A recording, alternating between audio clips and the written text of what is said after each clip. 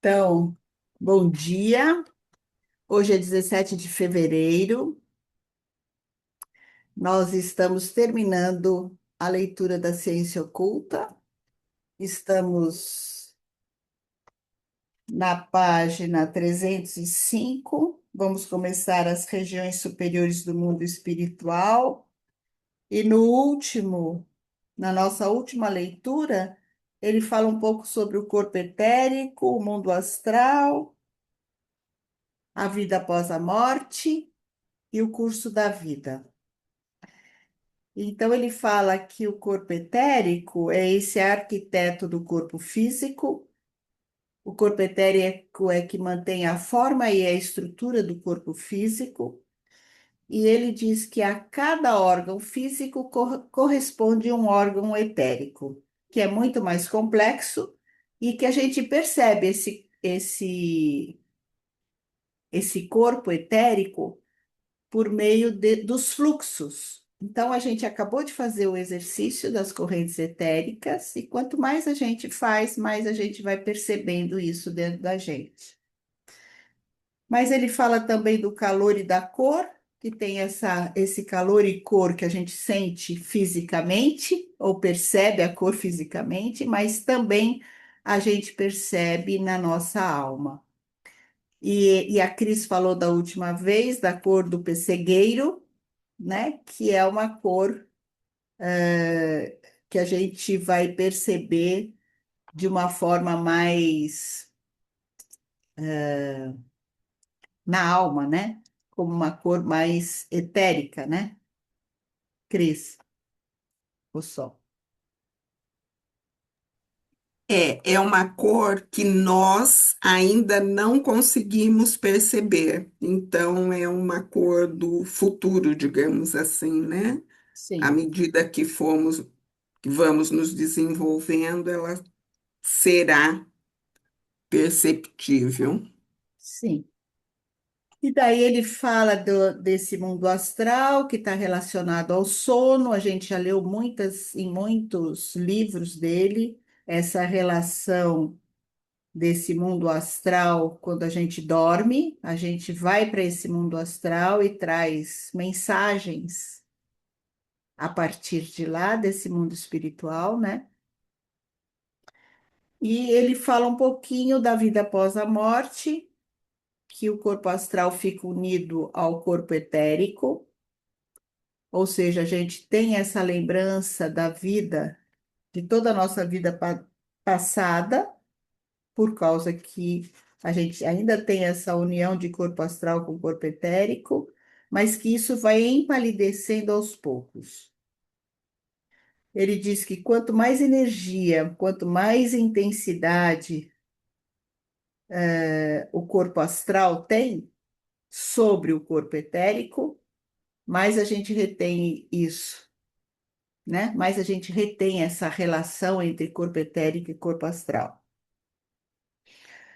Quando o corpo etérico se desprende, ainda vai restar a essência dele, né? A essência desse corpo etérico, que é o germe da nossa vida futura. Então, ela retém a memória do passado, mas também é o germe da vida futura. E a gente vai voltar para este mundo quando a gente tiver esse anseio por uma vivência física, quando a gente faz todo um processo de purificação desse corpo astral no mundo espiritual, e a gente tem então esse anseio desse mundo físico para fazer algo melhor, né? A gente tem essa sensação de querer fazer algo melhor. Então, existe como se tivesse, ele coloca aqui como se tivesse uma transformação da consciência. E daí a gente precisa encontrar essa corporalidade adequada para as nossas ações aqui na Terra. Isso vai acontecer a cada 2160 anos, quando existe duas encarnações, uma feminina e uma masculina, via de regra, né? Mas ele também diz que não é sempre assim. E daí ele fala um pouquinho do curso da vida, que quando a gente nasce, a gente faz uma separação desse envoltório materno e isso acontece até os 7 anos, quando nasce então o corpo etérico. A partir dos 14 ou 12 anos nasce o corpo astral e aos 21 anos nasce o eu. E o eu vai atuar no desenvolvimento da alma da sensação, alma da razão e alma da razão e da índole e alma da consciência, e depois começa a ter uma involução, né? Que é o processo degenerativo, vamos dizer assim, é o processo de envelhecimento. Basicamente foi isso que ele falou, em poucas palavras. Se vocês quiserem complementar, senão vamos ler.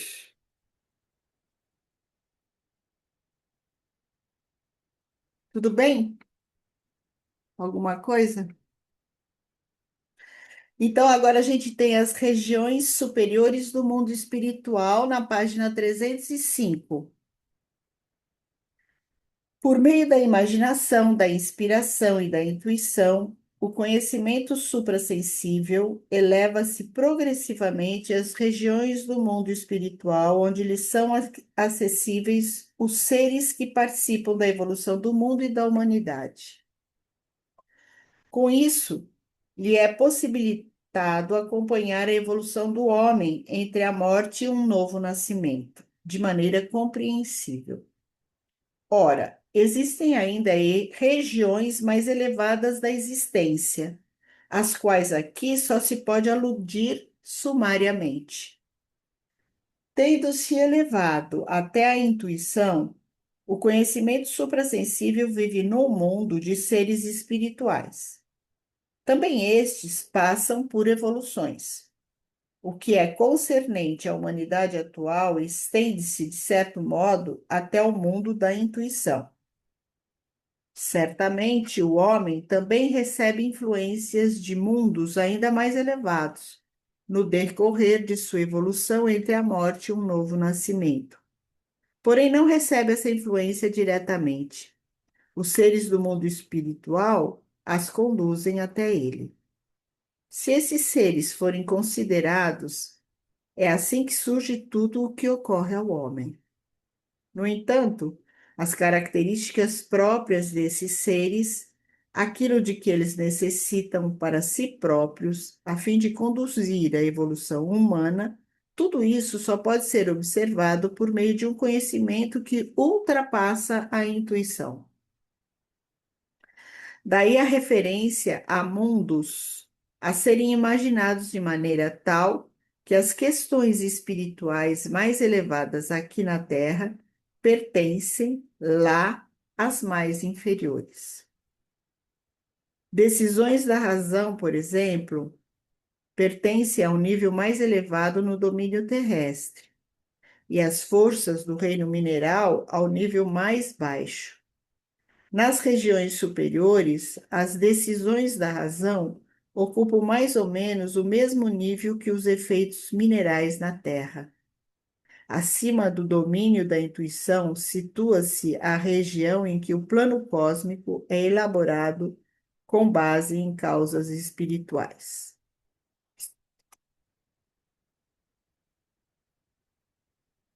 Os membros constituintes da entidade humana. Ao ser dito, vide página 57, que o eu trabalha nos membros constituintes da entidade humana, nos corpos físico, etérico e astral, transformando-os em ordem inversa em identidade espiritual, espírito vital e homem-espírito. Isso se refere ao trabalho do eu na entidade humana por meio das faculdades mais elevadas, cujo desenvolvimento só se iniciou no decurso dos estados terrestres. Contudo, essa transformação foi precedida por outra, num nível inferior, a qual deu origem às almas da sensação, do intelecto e da consciência. Pois enquanto no decorrer da evolução do homem se forma a alma da sensação, ocorrendo transformações no corpo astral, a formação da alma do intelecto se expressa em modificações do corpo etérico e da alma da consciência em modificações do corpo físico. Ao discorrermos sobre a evolução terrestre, neste livro demos os detalhes a respeito. Portanto, em certo sentido, pode-se dizer que já a alma da sensação se baseia num corpo astral transformado, a alma do intelecto num corpo etérico transformado, a alma da consciência num corpo físico transformado. Mas também se pode dizer que esses três membros anímicos são partes do corpo astral, pois a alma da consciência, por exemplo, só é possível por ser uma entidade astral num corpo físico adequado. Ela vive uma vida astral num corpo físico adaptado para servir-lhe de moradia.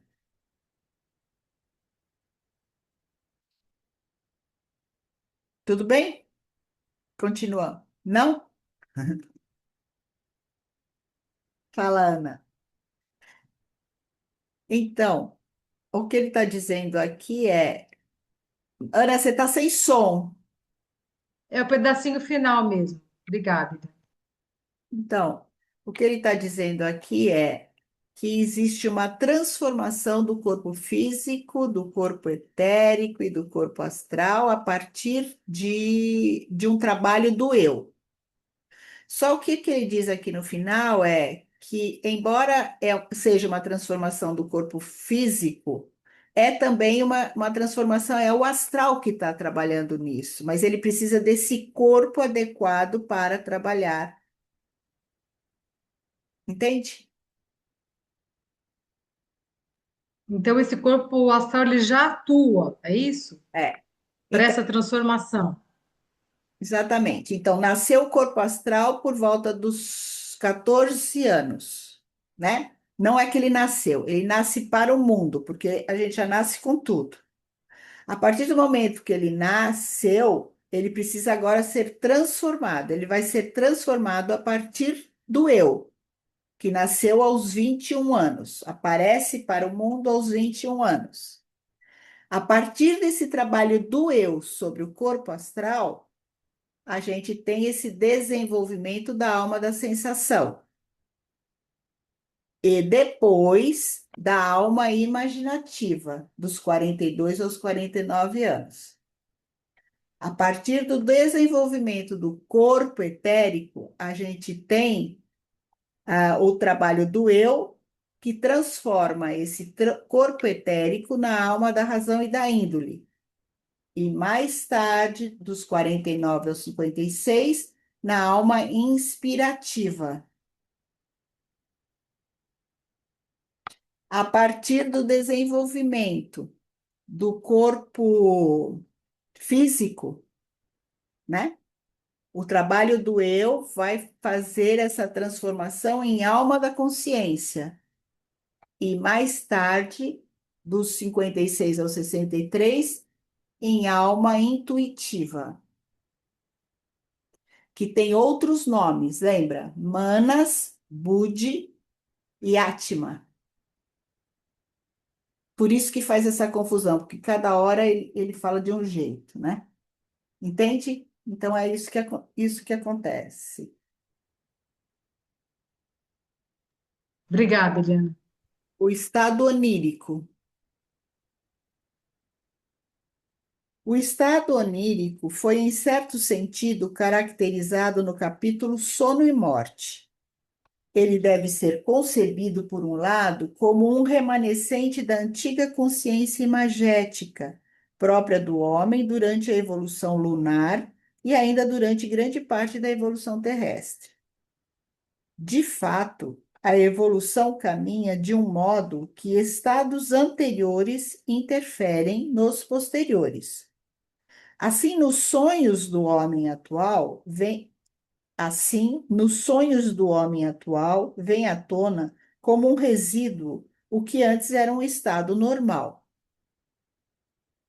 Ao mesmo tempo, por outro lado, esse estado difere da antiga consciência imagética, pois desde o desenvolvimento do eu, este também interfere nos processos do corpo astral que se desenvolvem no sono durante o sonho. Assim, no sonho se manifesta uma consciência imagética modificada pela presença do eu. No entanto, como o eu não exerce conscientemente sua atividade sobre o corpo astral, durante os sonhos, nada do que pertence ao âmbito da vida onírica pode ser incluído no que, em verdade, pode conduzir a um conhecimento dos mundos suprassensíveis no sentido da ciência espiritual. O mesmo vale para o que se designa muitas vezes como visão, pressentimento ou segunda visão, deuteroscopia. Esses fenômenos são produzidos pelo fato de o eu se excluir, surgindo assim resíduos de antigos estados de consciência.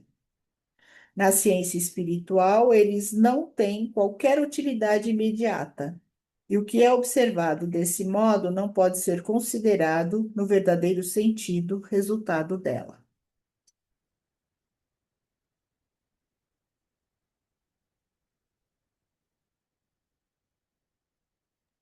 É como assim, essa segunda visão não é considerado verdadeiro? Talvez seja na verdade, é o exercício que a gente tem que fazer de evolução, esse de transformação. Não É, se prender a isso. é. Que não é algo que possa ser uma imagem daquela época, são resquícios daquilo, mas a gente já está. O que eu estou entendendo é que o sonho é como se fosse um resquício, né? A maneira como a gente Tá, sonha hoje é um resquício de como a gente era lá na antiga Lua, né? Mas que não porque aí tem a sua vivência também, né? Então, essa maneira de sonhar é um resquício da antiga Lua, mas está impregnado com as suas vivências da vida. Então, precisa prestar atenção o que são esses sonhos, né? Foi assim que eu entendi. porque tem pessoas, Eliana, que acabam sonhando como se fossem e pressentindo algumas coisas, ou que através do sonho tem esclarecimentos. Sim. É mais ou menos isso? Então, mas eu acho que esses esclarecimentos ou essas premonições, isso é de agora, não é de lá, não é que vem de lá, né? O que eu entendi é que essas imaginações, esses sonhos, são a maneira como se sonha hoje é como era a vida lá na antiga Lua, mas o conteúdo não é de lá. Acho que é assim, assim que eu entendi.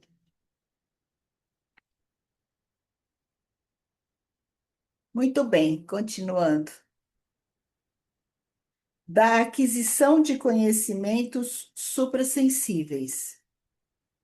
O caminho para a aquisição de conhecimentos dos mundos suprassensíveis, detalhadamente descrito nesse livro, pode denominar-se também caminho cognitivo direto. A seu lado existe outro, que se pode designar como caminho do sentimento. Contudo, seria totalmente incorreto acreditar que o primeiro nada tivesse a ver com o cultivo do sentimento. Ele conduz muito mais ao máximo aprofundamento da vida afetiva. Contudo, o caminho do sentimento dirige-se diretamente ao sentimento simples, procurando ascender aos conhecimentos a partir dele. Consiste no fato de um sentimento, quando a alma se entrega a ele durante certo tempo, transformar-se num conhecimento, numa visão imaginativa. Quando, por exemplo, durante semanas, meses ou períodos ainda maiores, a alma se preenche totalmente com o sentimento da humildade, o conteúdo do sentimento se transforma numa visão. Ora, percorrendo gradualmente tais sentimentos, pode-se encontrar um caminho para as regiões suprassensíveis. Contudo, para o homem atual, dentro das condições normais de vida, esse caminho não é fácil. Isolamento, retração da vida contemporânea é, nesse caso, quase indispensável, pois o que a vida cotidiana oferece em termos de impressões perturba, principalmente no início, o desenvolvimento do que a alma alcança ao aprofundar-se em determinados sentimentos. Por outro lado, o caminho cognitivo descrito nesse livro pode ser seguido em qualquer situação atual da vida, né? Então, ao mesmo tempo que é difícil na vida cotidiana a gente se ligar a um sentimento, né? Focar esse sentimento, qualquer um deles, a gente não pode se isolar do mundo, né? Então, por isso a nossa dificuldade atual. Com toda essa demanda do mundo externo, a gente focar num sentimento. Mas estamos aqui para isso. Ah, e ele fala isso no início do século XX, né? É, Agora está muito pior. agora, imagine como que é, né? Nosso desafio é muito maior. Muito bem. Observação de certos fatos e seres do mundo espiritual. Pode-se questionar se o aprofundamento interior e os outros meios descritos para a aquisição de conhecimentos suprassensíveis permitem apenas, de um modo geral, a observação do homem entre a morte e um novo nascimento, ou de outros processos espirituais, ou se também possibilitam observar processos e seres individuais bem determinados. Por exemplo, alguém que já tenha morrido. A isso se pode responder o seguinte: quem adquire, pelos meios descritos, a faculdade de observar o mundo espiritual, pode também chegar a observar detalhes que aí ocorrem. Torna-se, portanto, apto a entrar em contato com pessoas que estejam vivendo no mundo espiritual entre a morte e um novo nascimento. Cumpre, porém, considerar que, no sentido da ciência espiritual, isso só deve ocorrer depois de se ter percorrido uma disciplina metódica visando ao conhecimento espiritual, pois só então se pode distinguir entre ilusão e realidade no que concerne a acontecimentos e entidades particulares. Quem quiser observar detalhes particulares, mas sem disciplina adequada, será vítima de muitas ilusões.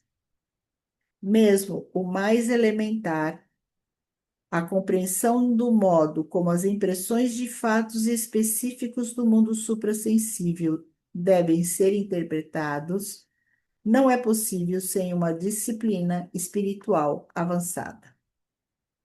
A disciplina que nos mundos superiores conduz à observação do que é descrito nesse livro leva também a acompanhar a vida de uma pessoa após a morte, e não menos a observar e compreender todos os seres anímicos espirituais específicos que de mundos ocultos atuam sobre o mundo manifesto.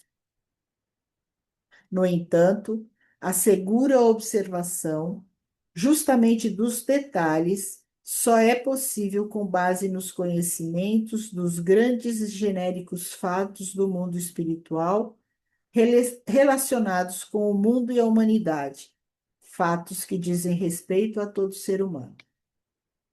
Quem desejar o primeiro, sem querer ter conhecido o outro, incorrerá em erro.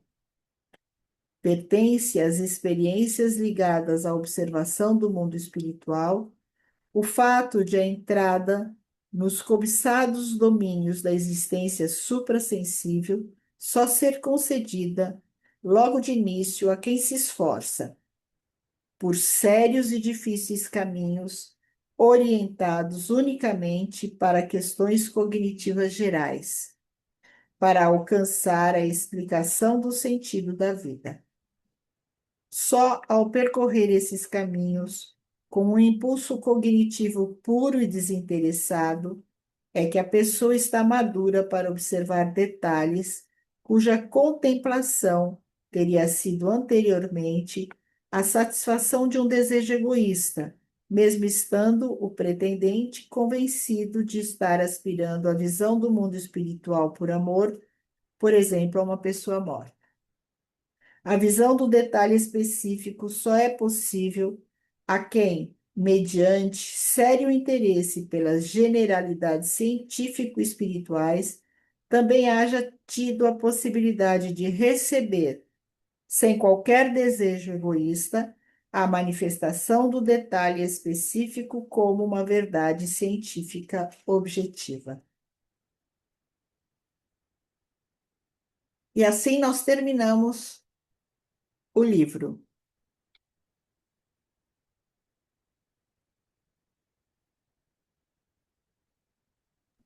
Vai ler essas observações complementares, Eliane? Nós não vamos ler porque isso tem a ver Hum. com o que já foi lido, Ah, é? páginas, Tá. né? E aqui tem um quadro sinótico. Nossa, faz Uhum. ouço essa palavra, um quadro sinótico das hierarquias espirituais. Todas aquelas que a gente foi falando durante, Sim, sim. né? Da leitura do livro. Então, os seres espirituais em português, alemão, latim e grego. E aqui eu acho que a gente pode ler sim essa última página, né, Cris? Sobre a publicação da obra de Rudolf Steiner, né? Querem que eu leia isso aqui? Vou ler. Acho que é bom, né? Aonde, Helena? Na última página? Eu tenho na minha, No- na última, Depois depois, do quadro sinótico. Eu, de, eu acho que eu eu não não tenho, eu não tenho. tenho, não eu tem? não tenho.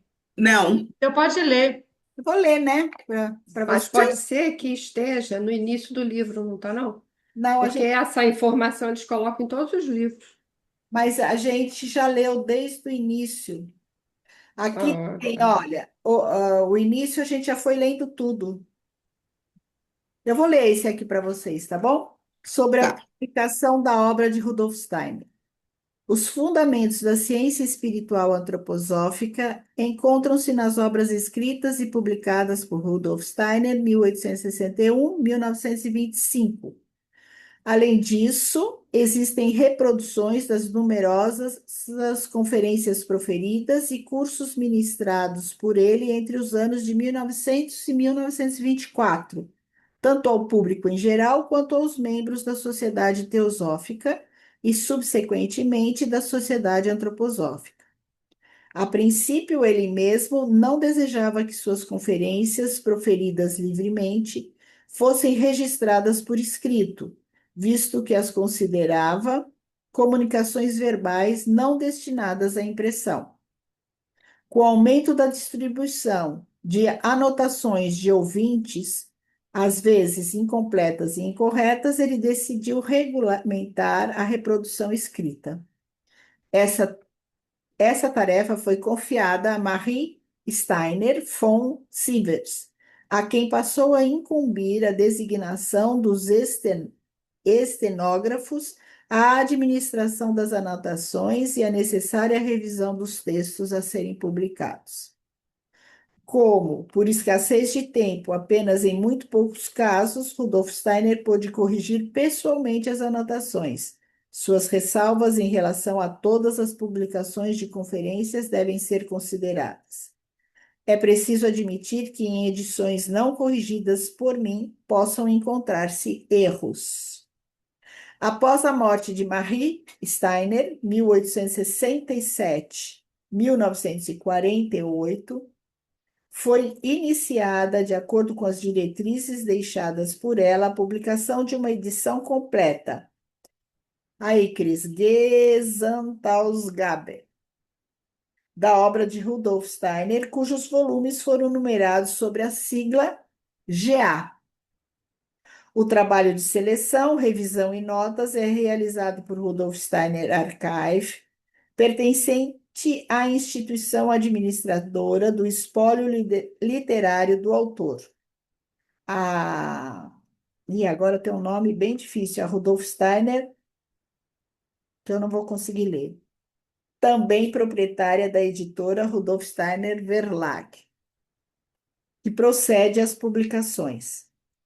A atividade de Rudolf Steiner Archive, que não recebe qualquer incentivo estatal ou de outra natureza, depende inteiramente de doações financeiras e, mais recentemente, dos direitos autorais das obras traduzidas. Mais informações, Rudolf Steiner Archive, www.rudolfsteiner.com. Acho que é isso. E agora sim terminamos. A ciência oculta. Eu não tenho mesmo essa página, interessante. Mas Interessante. eu vou parar de gravar.